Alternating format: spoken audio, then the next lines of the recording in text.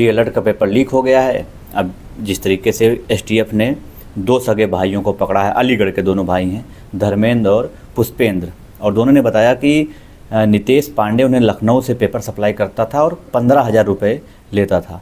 और जब एसटीएफ ने पकड़ा तो ये पता चला कि ये टेलीग्राम ग्रुप पर आंसर की अपलोड करते थे और पेपर पूरा लीक अपलोड करते थे, और करीब करीब इनके अकाउंट से 5 लाख की लेन देन हुई है।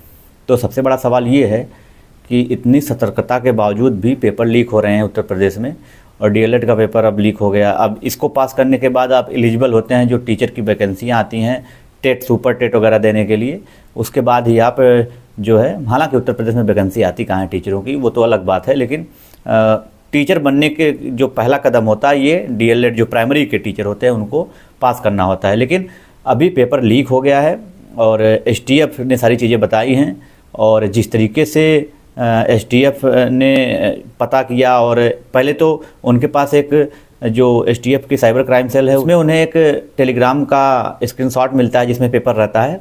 तो एसटीएफ की टीम ने जब पता लगाया तो ये दोनों भाई पकड़े गए और धरे गए हैं। बड़ी खबर है ये उत्तर प्रदेश में और पूरे एजुकेशन सिस्टम में जो ये धांधली हो रही है। कभी उत्तर प्रदेश पुलिस का पेपर लीक हो जाए, तो कभी इंटर का अंग्रेजी का पेपर लीक हो जाए, और पेपर लीक का अगर मैं पढ़ने बैठूं कि डाटा आपको दूं तो करीब करीब आधा 1 घंटा लग जाएगा यही बताने में कौन सा पेपर उत्तर प्रदेश में कब लीक हुआ है। लेकिन सबसे बड़ा सवाल ये है कि जो सरकारें दावा कर रही हैं कि हम फुल प्रूफ के साथ एग्ज़ाम करा रहे हैं, और भविष्य जो छात्रों का है वो तो अंधकार में डूब जा रहा है। सबसे बड़ा सवाल यही है कि पेपर लीक हो कैसे जा रहे हैं। इतनी मुस्तैदी के बावजूद, इतनी सारी चीज़ें सुविधाएं होने के बावजूद भी पेपर लीक हो रहे हैं और सरकार इसको रोक नहीं पा रही है। तो डीएलएड का पेपर लीक हो गया है, और अभी एजुकेशन में ये सबसे बड़ा सवाल यही है कि पेपर लीक को रोका कैसे जाए। बाकी आपकी क्या राय है इस बारे में, ज़रूर कमेंट करें। धन्यवाद।